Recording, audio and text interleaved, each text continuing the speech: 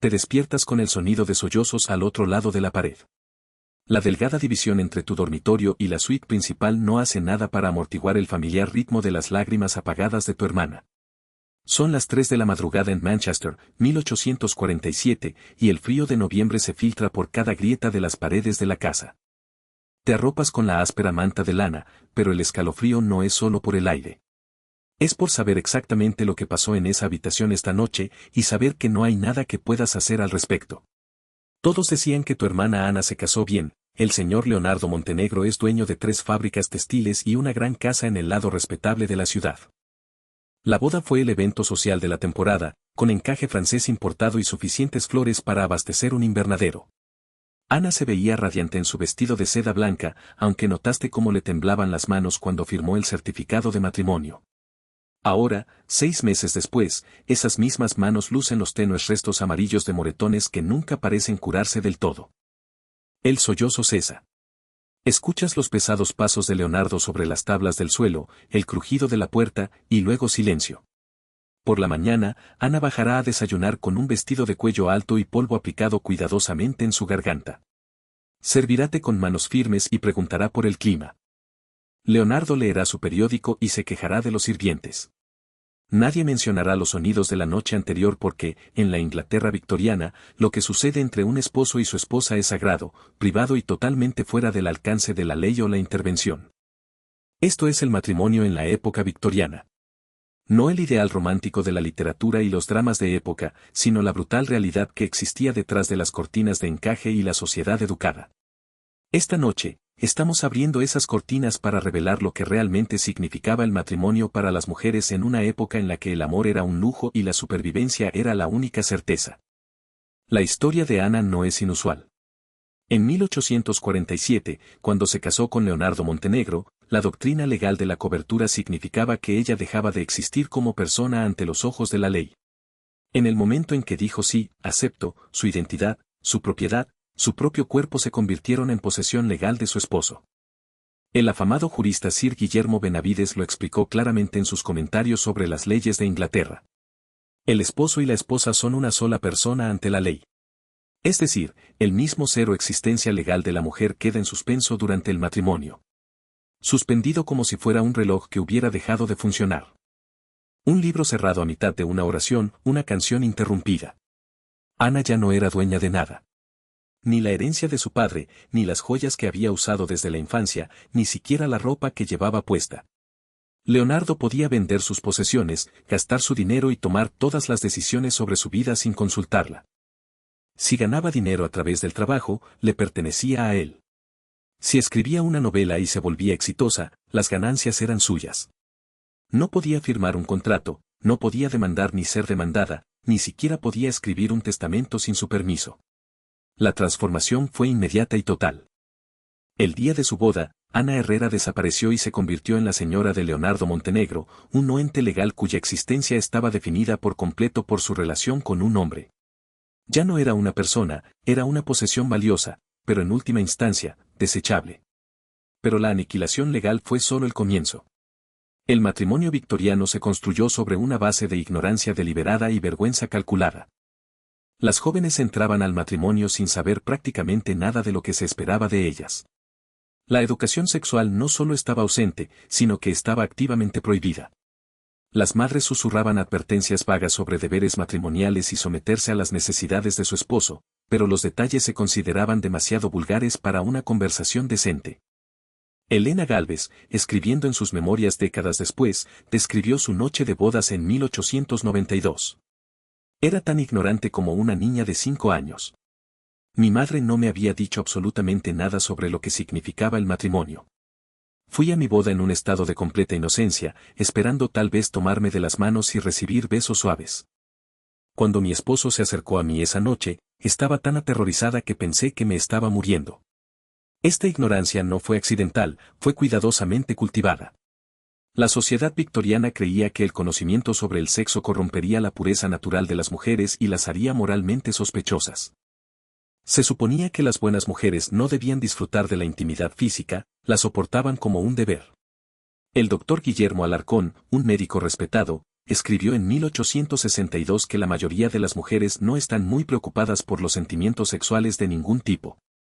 Cualquier mujer que mostrara signos de deseo sexual era considerada anormal, posiblemente incluso ninfómana. La noche de boda se convirtió en una iniciación traumática para innumerables mujeres.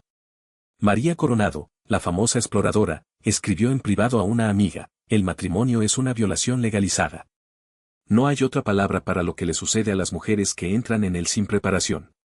La frase "cierra los ojos y piensa en Inglaterra" se convirtió en un refrán común. Se esperaba que las mujeres soportaran el sexo por el bien del imperio, produciendo la próxima generación de ciudadanos sin encontrar placer en el proceso. Pero aún más devastador que el trauma físico fue el aislamiento psicológico. Las mujeres no podían discutir sus experiencias, no podían buscar ayuda, ni siquiera podían admitir que estaban sufriendo. Quejarse de las relaciones maritales era admitir un fracaso moral. Una buena esposa se sometía alegremente a los deseos de su esposo, sin importar cuán dolorosos o degradantes fueran. Sonreía en público y sufría en privado, atrapada por la vergüenza y el silencio. El dormitorio se convirtió en un lugar de agresión regular. Pero llamarlo agresión era impensable. La violación marital no estaba legalmente reconocida como un delito, se consideraba una contradicción en términos. Un esposo era dueño del cuerpo de su esposa y podía usarlo como quisiera. Los votos matrimoniales incluían honrar y obedecer para la mujer, y amar y apreciar para el hombre. Pero estos eran aspiraciones más que vinculantes. La ley no proporcionaba ningún recurso para una mujer cuyo esposo fuera brutal, violento o sexualmente abusivo.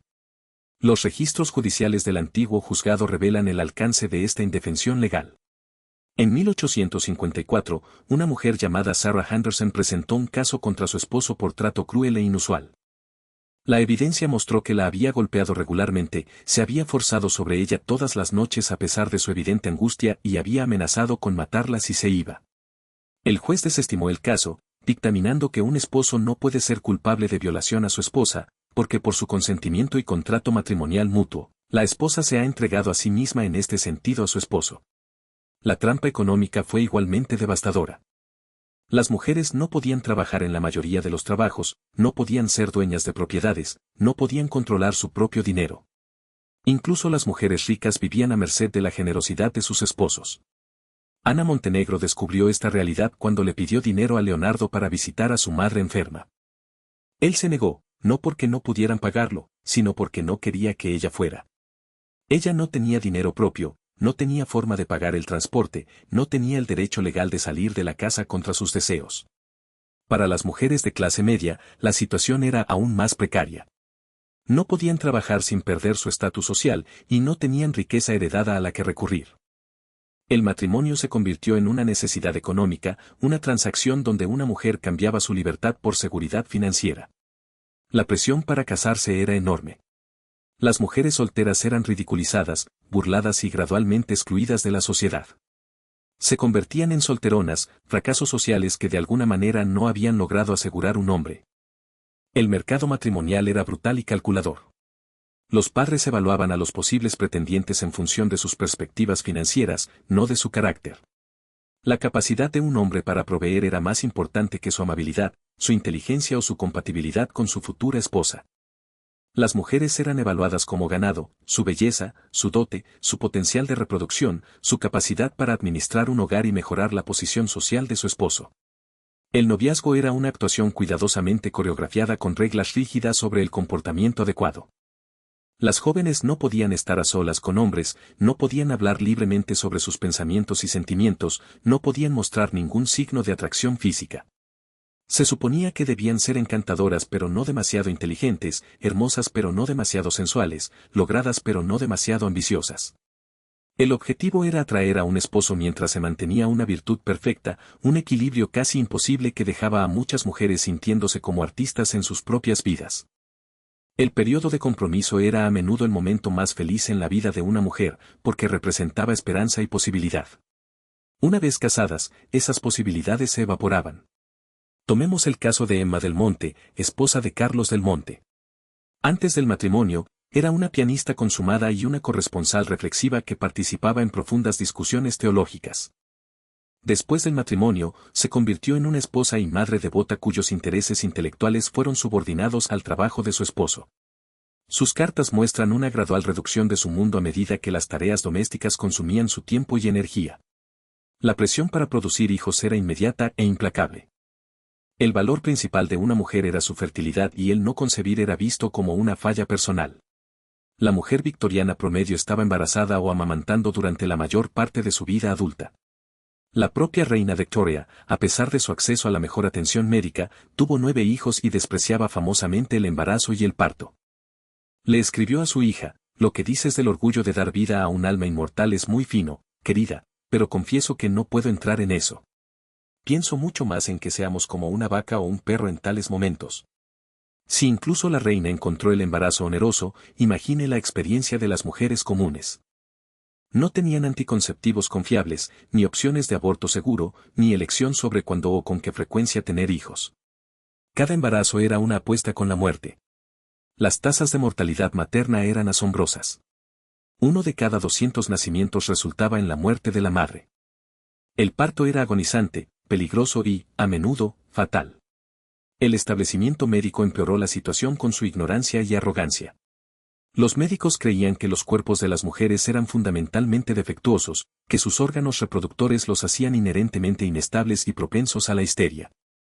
Cualquier queja física o emocional se atribuía al útero, el útero errante que supuestamente causaba todas las dolencias femeninas. El tratamiento a menudo involucraba curas de descanso que en realidad eran tortura psicológica, manteniendo a las mujeres aisladas e inactivas hasta que se enfermaban genuinamente. El doctor Sergio de la Torre popularizó la cura de descanso en la década de 1870, prescribiendo reposo absoluto en cama, aislamiento de familiares y amigos, y prohibición de toda actividad intelectual. Carla Pérez se sometió a este tratamiento y luego escribió El papel pintado amarillo, una historia inquietante sobre una mujer llevada a la locura por la inactividad forzada. La cura de descanso era una tortura disfrazada de medicina, una forma de quebrar el espíritu de las mujeres y obligarlas a someterse. El culto a la domesticidad atrapó a las mujeres en sus hogares, haciéndolas prisioneras de su propia supuesta naturaleza.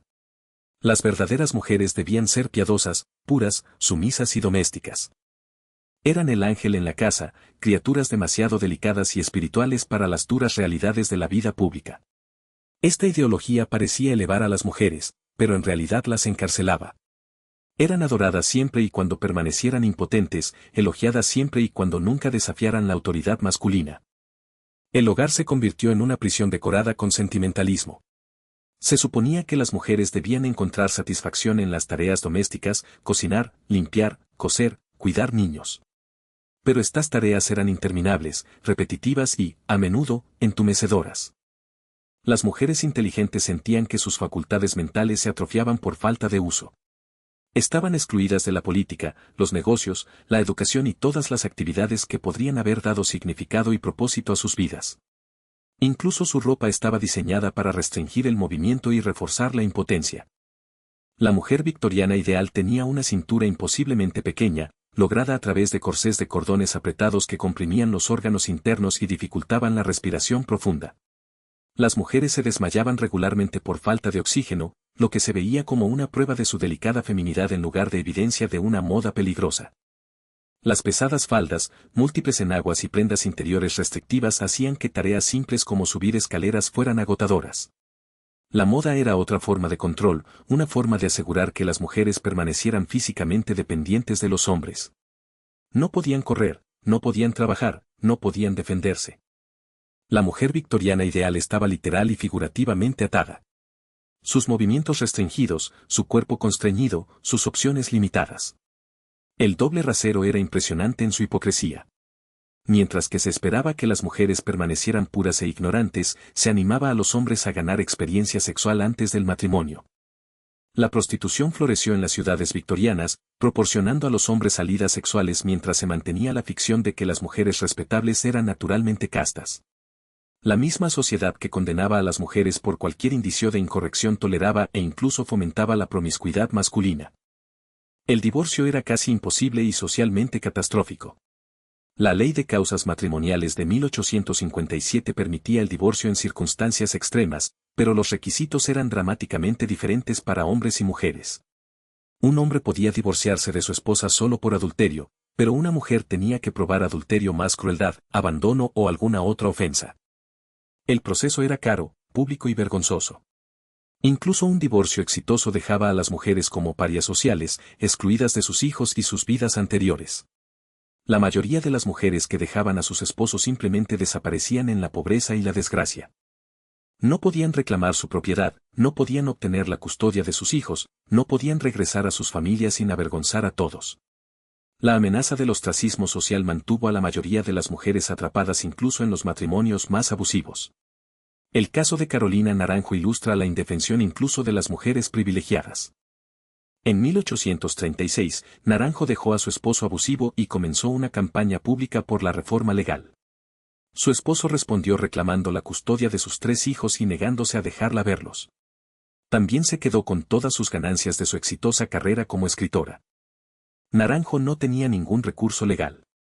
Su esposo era dueño de sus hijos, su dinero y su trabajo.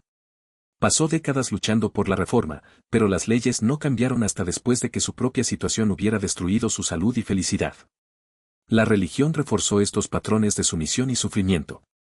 La Iglesia enseñaba que la subordinación de las mujeres era ordenada divinamente, que el pecado de Eva había maldecido a todas las mujeres a sufrir bajo la autoridad masculina. El dolor en el parto era el castigo de Dios por la debilidad femenina. La violencia doméstica era una cruz que soportar, una prueba de fe, una oportunidad para el crecimiento espiritual a través del sufrimiento. La Biblia fue citada selectivamente para apoyar el dominio masculino. Esposas, sométense a sus propios esposos fue repetido sin cesar. Mientras que los pasajes sobre el amor mutuo y el respeto fueron ignorados, a las mujeres se les enseñó a encontrar significado en el sufrimiento, a creer que su dolor servía a un propósito superior. Este marco teológico hizo que la resistencia pareciera no solo inútil sino pecaminosa. El costo psicológico fue devastador. Las mujeres internalizaron estos mensajes, creyendo que su sufrimiento era merecido, que sus deseos eran egoístas, que su inteligencia era poco femenina. Desarrollaron lo que ahora reconoceríamos como síntomas de depresión, ansiedad y trastorno de estrés postraumático. Pero la medicina victoriana no reconoció estas condiciones como enfermedades legítimas. La angustia emocional de las mujeres fue descartada como histeria, debilidad o falla moral. Los famosos trastornos nerviosos victorianos eran en realidad respuestas normales a situaciones intolerables. Las mujeres que no podían expresar su frustración, ira o desesperación desarrollaron síntomas físicos en su lugar. Sufrieron de desmayos, dolores de cabeza, parálisis y enfermedades misteriosas que desconcertaron a los médicos. El cuerpo se rebeló cuando la mente no pudo. Algunas mujeres encontraron formas de resistir, pero las opciones eran limitadas y peligrosas. La escritura proporcionó una salida para algunas mujeres privilegiadas, pero a menudo tenían que publicar bajo seudónimos masculinos. Las hermanas Bronte usaron los nombres de Currer, Ellis y Actenbaugh. Jorge Luján era en realidad María López. Estas mujeres tuvieron que ocultar sus identidades para ser tomadas en serio y su éxito fue excepcional más que típico. Otras mujeres recurrieron al espiritismo, las sesiones de espiritismo y el misticismo religioso, actividades que les dieron una sensación de poder y propósito fuera de la esfera doméstica. El movimiento espiritista fue dominado por mujeres que afirmaban comunicarse con los muertos, recibir mensajes divinos, poseer habilidades sobrenaturales. Estas actividades eran socialmente aceptables porque se veían como extensiones de la espiritualidad natural de las mujeres, pero proporcionaron una forma encubierta de rebelión. Las mujeres más desesperadas recurrieron al suicidio, aunque esto rara vez se registró. Honestamente, la muerte por ahogamiento, envenenamiento o caídas accidentales fueron a veces suicidios disfrazados. Mujeres que eligieron la muerte antes que el sufrimiento continuo. Las tasas de suicidio femenino en la Inglaterra victoriana fueron más altas de lo que sugieren los registros oficiales, ocultas por familias avergonzadas del estigma. Los hijos de estos matrimonios crecieron siendo testigos de la opresión sistemática, aprendiendo que esto era normal, que así era como funcionaban las relaciones. Los hijos aprendieron a dominar, las hijas aprendieron a someterse. El ciclo se perpetuó a través de generaciones, creando una sociedad donde el abuso era normalizado y la resistencia era impensable. Los ricos tenían más recursos, pero no necesariamente más libertad. La señora Constanza Bárcena describió su vida privilegiada pero limitada con gran detalle. A pesar de la riqueza y la posición social de su familia, no tenía control sobre sus propias decisiones, no tenía forma de perseguir sus intereses, no tenía escapatoria a las sofocantes expectativas de su clase. Ella escribió, «Soy como un pájaro en una jaula dorada, bien alimentado, bien alojado, pero aún así un prisionero. Las clases medias aspiraban a esta prisión, viéndola como un signo de respetabilidad y éxito. Una mujer que no tenía que trabajar era prueba de la prosperidad de su esposo. La esposa ideal de clase media era ornamental, un símbolo de estatus que demostraba la capacidad de su esposo para mantener a una mujer ociosa. Estaba lo suficientemente educada como para ser interesante, pero no tan educada como para ser amenazante, lo suficientemente lograda como para ser impresionante, pero no tan lograda como para ser competitiva. Las clases trabajadoras enfrentaron desafíos diferentes, pero igualmente brutales. Las mujeres de la clase trabajadora tenían que trabajar, pero sus salarios eran una fracción de los salarios de los hombres por el mismo trabajo. Estaban doblemente cargadas, se esperaba que contribuyeran al ingreso familiar mientras también administraban todas las responsabilidades domésticas. El matrimonio ofrecía poco alivio. Las esposas de la clase trabajadora a menudo trabajaban fuera de casa mientras también tenían y criaban hijos, cocinaban, limpiaban y cuidaban a sus esposos. La revolución industrial creó nuevas formas de explotación. Mujeres y niños trabajaron en fábricas, minas y molinos en condiciones peligrosas por un salario mínimo.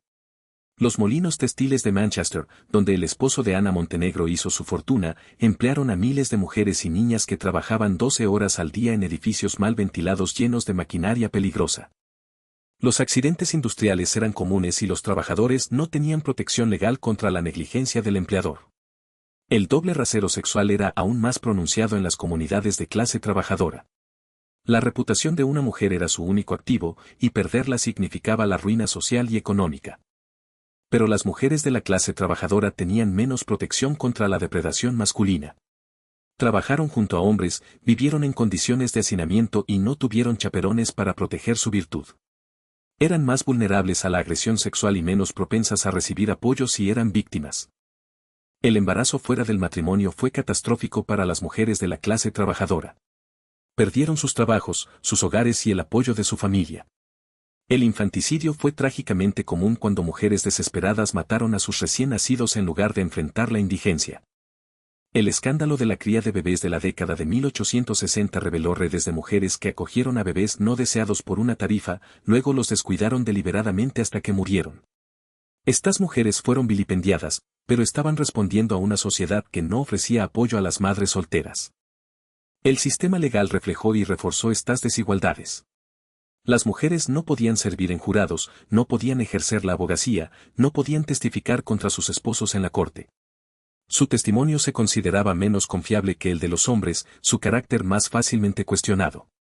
Los casos de violación eran notoriamente difíciles de enjuiciar porque la historia sexual de la víctima se consideraba relevante para su credibilidad. Se suponía que una mujer que había tenido alguna experiencia sexual previa mentía sobre la violación. La profesión médica era igualmente sesgada. Los médicos creían que los cuerpos de las mujeres eran inherentemente patológicos, que la menstruación las hacía temporalmente locas, que sus órganos reproductores controlaban su comportamiento. El campo de la ginecología se desarrolló a través de la experimentación con mujeres esclavizadas que fueron operadas sin anestesia porque los médicos creían que las mujeres negras sentían menos dolor que las mujeres blancas. Estos supuestos racistas y sexistas influyeron en la práctica médica durante décadas. El desarrollo de la obstetricia fue particularmente preocupante. Los médicos varones gradualmente se hicieron cargo del parto, desplazando a las parteras que tenían siglos de experiencia. Pero los médicos varones no tenían conocimiento práctico del embarazo y el parto. Nunca lo habían experimentado ellos mismos y a menudo se les prohibía examinar los cuerpos de las mujeres directamente. Confiaron en libros de texto escritos por otros hombres, creando un ciclo peligroso de ignorancia e incompetencia. El uso de forceps y otros instrumentos aumentó dramáticamente bajo la gestión masculina, a menudo causando más daño que ayuda. Los médicos realizaron cirugías innecesarias, recetaron medicamentos peligrosos y crearon complicaciones que las parteras habían evitado previamente. La medicalización del parto se presentó como progreso, pero en realidad aumentó las tasas de mortalidad materna en muchas áreas. El impacto psicológico de esta opresión sistemática fue profundo y duradero. Las mujeres desarrollaron lo que ahora reconoceríamos como impotencia aprendida. La creencia de que la resistencia era inútil, que su sufrimiento era inevitable, que no tenían poder para cambiar sus circunstancias. Este condicionamiento psicológico fue tan efectivo que muchas mujeres genuinamente creyeron que eran naturalmente inferiores, que su subordinación estaba biológicamente determinada. Las pocas mujeres que se rebelaron enfrentaron graves consecuencias. Francisca Ryle, una reformadora escocesa que abogó por los derechos de las mujeres en la década de 1820, fue denunciada como una radical peligrosa y expulsada de la vida pública. Fue llamada la gran ramera roja de la infidelidad y enfrentó amenazas de violencia por su defensa. Su experiencia mostró a otras mujeres el precio de la resistencia. El movimiento por el sufragio no surgió hasta la década de 1860 e incluso entonces enfrentó una feroz oposición. La idea de que las mujeres debían tener derechos políticos se consideraba no solo equivocada, sino peligrosa, una amenaza para el orden natural de la sociedad. Los grupos contra el sufragio argumentaron que votar destruiría la feminidad de las mujeres, rompería las familias y conduciría al caos social. Los oponentes al sufragio femenino no solo estaban defendiendo el privilegio masculino, sino que estaban defendiendo toda una visión del mundo basada en la subordinación femenina. El mercado matrimonial se volvió cada vez más calculador a medida que avanzaba el siglo. El auge del capitalismo industrial creó nuevas formas de riqueza y movilidad social, pero también nuevas ansiedades sobre el estatus y la respetabilidad. El matrimonio se convirtió en una transacción comercial con negociaciones detalladas sobre dotes, acuerdos y derechos de herencia. El amor era un lujo que pocos podían permitirse. La temporada en Londres personificó esta mercantilización del matrimonio. Las jóvenes fueron presentadas en la corte, asistieron a bailes y fiestas y fueron evaluadas por posibles pretendientes y sus familias. El proceso fue deshumanizante. Las mujeres fueron juzgadas como ganado, su valor determinado por su apariencia, sus conexiones familiares y sus perspectivas financieras. El ritual social del noviazgo disfrazó lo que era esencialmente un mercado de esclavos. La presión sobre las jóvenes era enorme. Tuvieron una oportunidad de hacer un buen matrimonio, generalmente a fines de la adolescencia o principios de los 20 años. Si no lograban asegurar un esposo durante sus primeras temporadas, se les consideraba bienes dañados. El miedo a terminar como una solterona impulsó a muchas mujeres a aceptar partidos inadecuados, priorizando la seguridad sobre la compatibilidad. El declive de los matrimonios arreglados no mejoró necesariamente la situación de las mujeres. La ideología del amor romántico creó nuevas formas de presión y decepción. A las mujeres se les dijo que debían casarse por amor, pero también se esperaba que encontraran ese amor dentro de los estrechos límites de su clase social y las expectativas familiares. La contradicción fue imposible de resolver. El auge del ideal de matrimonio compañero en el periodo victoriano tardío prometió una mayor igualdad entre los cónyuges, pero la realidad a menudo no estuvo a la altura. Los hombres seguían siendo los jefes de hogar legales y económicos. Todavía se esperaba que las mujeres subordinaran sus intereses a las carreras de sus esposos, y el desequilibrio de poder fundamental permaneció sin cambios. La nueva ideología simplemente disfrazó las viejas desigualdades con un lenguaje más atractivo. El desarrollo de la psicología como campo reforzó los estereotipos de género en lugar de desafiarlos.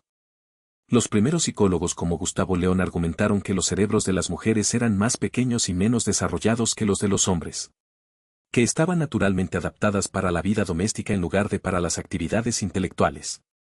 Estos argumentos científicos dieron nueva legitimidad a los viejos prejuicios. La educación de las niñas reflejó estas creencias. Incluso las familias ricas proporcionaron a sus hijas solo logros superficiales. Un poco de francés, algunos dibujos, tal vez lecciones de piano. El objetivo era hacerlas atractivas para los posibles esposos, no desarrollar sus capacidades intelectuales. La educación superior para las mujeres se consideraba peligrosa, propensa a causar esterilidad, colapso mental o comportamiento poco femenino. Las pocas mujeres que recibieron educación avanzada enfrentaron enormes obstáculos. Fueron excluidas de la mayoría de las universidades, se les negó el acceso a carreras profesionales y fueron sometidas a un escrutinio y críticas constantes. Las primeras mujeres doctoras, abogadas y científicas fueron tratadas en el mejor de los casos como curiosidades, en el peor de los casos como aberraciones peligrosas. Su éxito se vio como evidencia de su naturaleza poco femenina en lugar de prueba de sus capacidades. El énfasis de la era victoriana en la respetabilidad creó nuevas formas de control social. El comportamiento de las mujeres fue constantemente monitoreado y juzgado, no solo por hombres, sino por otras mujeres que habían internalizado los mismos estándares. La presión para mantener las apariencias era agotadora y costosa. Las mujeres gastaron enormes cantidades de tiempo y dinero en ropa, aseo y rituales sociales que no servían para otro propósito que demostrar su sumisión a las expectativas sociales. El culto a la verdadera feminidad creó estándares imposibles que ninguna mujer real podía cumplir. La mujer ideal era simultáneamente inocente y sabia, fuerte y frágil, apasionada y pura. Se suponía que debía ser naturalmente maternal pero también eternamente juvenil, intelectualmente estimulante pero no intelectualmente desafiante, moralmente superior pero políticamente impotente. Estas contradicciones llevaron a muchas mujeres a la desesperación mientras luchaban por encarnar un ideal imposible. La hipocresía de la sociedad victoriana fue particularmente evidente en su tratamiento de la sexualidad. Si bien se suponía que las mujeres respetables debían ser puras e ignorantes, la sociedad dependía del trabajo de las prostitutas, actrices y otras mujeres que fueron condenadas como caídas. El complejo Madonna Hall se incorporó a la estructura de la sociedad, creando un sistema donde algunas mujeres fueron adoradas por su pureza, mientras que otras fueron explotadas por su sexualidad. Las condiciones en las casas de trabajo victorianas revelaron la verdadera actitud hacia las mujeres que no se conformaron a las expectativas sociales. Las mujeres embarazadas, las solteronas ancianas y otras mujeres indeseables fueron alojadas en instituciones que fueron deliberadamente punitivas. El objetivo era hacer que la casa de trabajo fuera menos atractiva que el peor matrimonio posible, asegurando que las mujeres aceptaran cualquier esposo en lugar de enfrentar la indigencia. El auge de la cultura de consumo en el periodo victoriano tardío creó nuevas formas de opresión femenina. Las mujeres fueron blanco de los consumidores, alentadas a gastar dinero en ropa, artículos para el hogar y productos para el cuidado personal. Pero también fueron criticadas por su supuesta vanidad y materialismo. La misma sociedad que creó la demanda de consumo femenino condenó a las mujeres por responder a esa demanda. El desarrollo de los grandes almacenes y las revistas de moda creó nuevas presiones para que las mujeres se ajustaran a los cambiantes estándares de belleza y respetabilidad. La mujer ideal estaba en constante evolución, lo que obligaba a las mujeres a gastar enormes cantidades de tiempo y dinero tratando de mantenerse al día con la moda. La industria de la belleza surgió como una fuerza poderosa, creando inseguridades que luego prometió resolver. El periodo victoriano vio la creación de la moderna industria de las bodas con su énfasis en los vestidos blancos, las ceremonias elaboradas y los ideales románticos. Pero estos rituales disfrazaron la realidad fundamental del matrimonio como una transacción legal y económica. El vestido de novia blanco simbolizaba la pureza e inocencia de la novia, pero también representaba su transformación de persona a propiedad.